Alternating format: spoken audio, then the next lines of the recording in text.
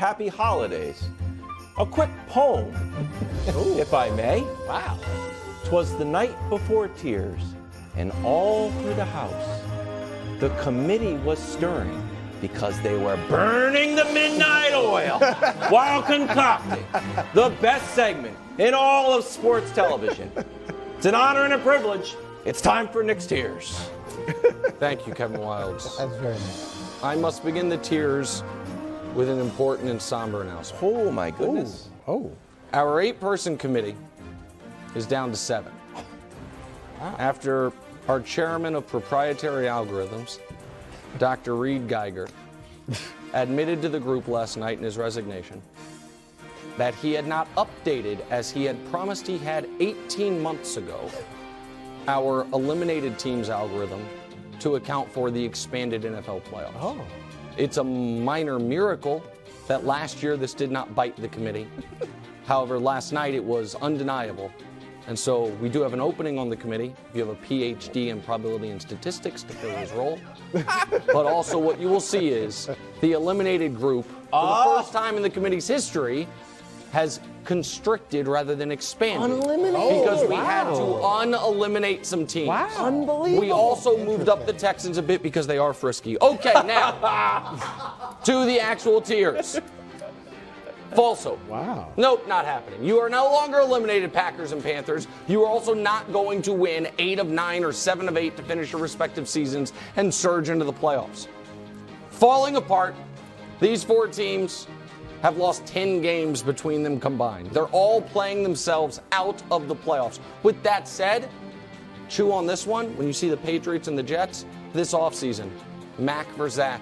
Who says no? Both quarterbacks get a change of scenery. Same draft. Think about it, America. In-N-Out, not just America's favorite fast food chain. Also, what's going to happen with the Giants or Washington if and when they make the playoffs? You're in, then you're out.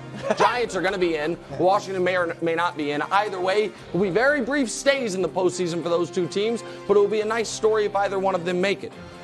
Wildes? Yes? While you are not on the committee, you do know this. What is this not? Well, it's definitely not the standings. Not the standings. No way. Which is why we can have an 11-3 team on the same tier as a 6-8 team. Because the 11-3 team has been shockingly fortuitous in one-score games, and no one is afraid of them come the postseason. And the 6-8 team has simply been a bad team all year, yet absolutely will be the last team the Dallas Cowboys want to see in round 1, which is what it is looking like we are going to get. Definitely dangerous. A moment, please, while I look at the highest Trevor Lawrence has ever been on the tiers. Oh, give you a break? We will give you no such breaks. The Jags and the Lions. Woo! Not only dangerous animals in real life, dangerous football teams if they were to surge into the postseason. The Ravens if Lamar gets healthy, and Dallas because of their ability when they're at their best.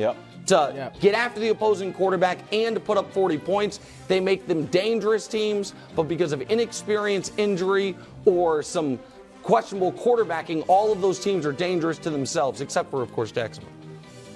Round 3 on deck. By round 3, I mean we are going to get round 3 of what has been an exceptional regular season matchup. 2 classic games that both came down to the final moments. Both games were affected somewhat by the weather. The most recent one by Bills fans throwing snowballs at the Miami Dolphins throughout the game. The earlier one because the Bills said it was sunny or something. Regardless, these 2 teams match up great against each other. They both only have 3 losses this season in games their quarterback starts and finishes. And by the way, it also is a game I think we're going to get, as the Dolphins are the likely 7 seed and the Bills are the likely 2 seed. Long season. The Los Angeles Chargers started this season as a potential dark horse Super Bowl pick. Then they were written off.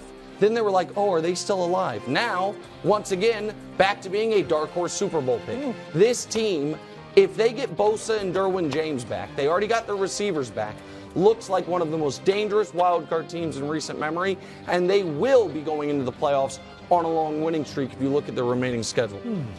One-man show. Wow. This is the furthest down the Kansas City Chiefs have been in quite some time.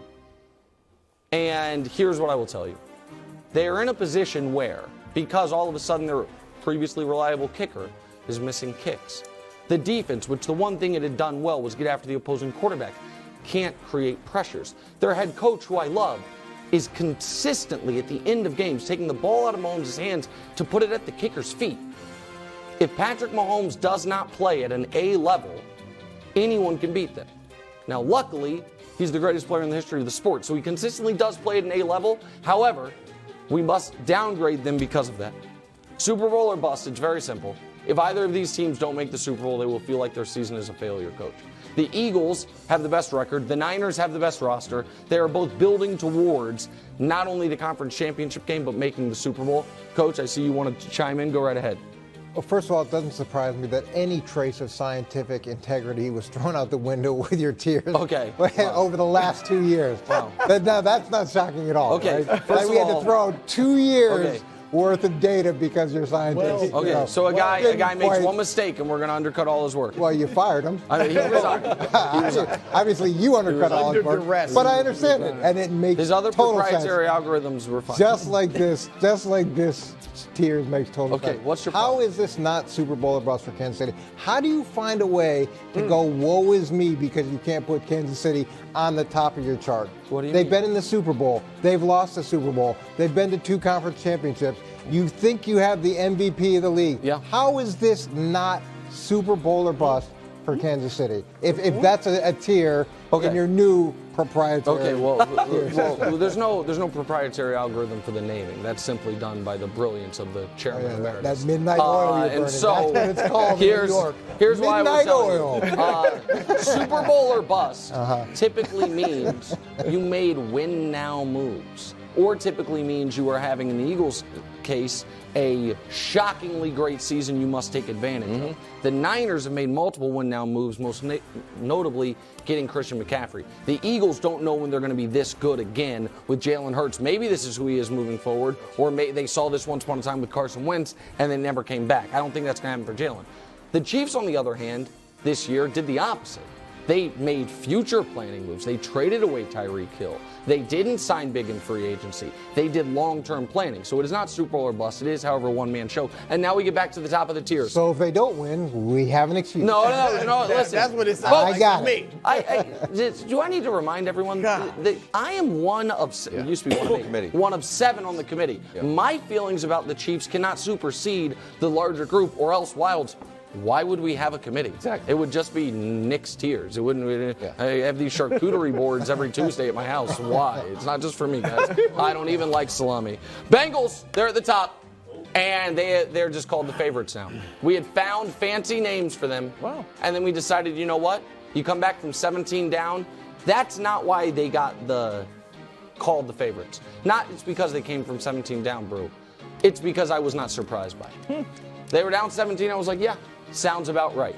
And I had previously only given that respect to the Chiefs. The Bengals have now earned it. They are the favorites. Brew, why do you look like you bit into a bad broom? That you have Cincinnati at the top because his coach. They've been at the top the You're last few in weeks. awe of Joe Burrow and the Bengals. The committee, guys. San Francisco, as your pick. Okay. Philadelphia, okay. But Kansas City, how in the world? It is a travesty, Nick Wright and the committee, hands in front of my that the Buffalo Bills are so low on this list. And who is more of a one-man show than the Buffalo Bills? I mean, you talk about a one-man show. You've told me all year how Josh great their defense Allen is. not only obviously is a great passer, he leads them in rushing. I don't think that's Rushing yards and rushing touchdowns. Yeah. And let me say something that Nick left out in his little spiel of excuses about his Chiefs. Patrick Mahomes, coach, has the 3rd best offensive line in football. By who? Pro Football Focus. Okay, all right. I don't. Guess believe where that. Josh Allen's I offensive don't line believe ranks? that. 28th. Okay, well, 28th, tell and yet, Sam Monson, and yet, Chris Collinsworth, and those folks they're wrong. 28th, Because the Chiefs and don't have the Kansas best third City's is O-line. third. Go ahead. It's much better than Buffalo's, regardless Okay. of the algorithm or the website. So then what? Algorithm doesn't work. Oh, Dusty got another Dusty, graphic? let me see the graphic. Oh. Despite having one of the worst offensive lines in the league. They already showed your graphic, Brew. Did You were too busy ranting about the offensive line. Up there. Yeah. We can soon. All right. We saw it. You It was saw good. Josh Allen has done 4,530 Up there for a while. 4,530 and 5. Yeah.